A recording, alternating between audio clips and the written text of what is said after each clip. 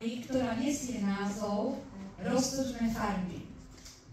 Srdečne vítam medzi nami pána primátora mesta Žiar nad Hronom, pána Antala, pána prednostu, pána Majetníka, pána Rosenberga a samozrejme všetkých vás.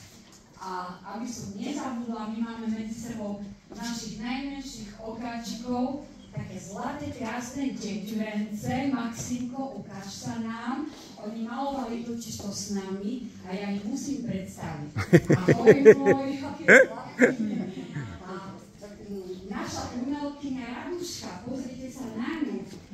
Ona má pred sebou veľkú kariéru, ja vám to predstavím od začiatku. Keď si budete pozerať tieto obrazy, tak nájdete tam aj jej meno.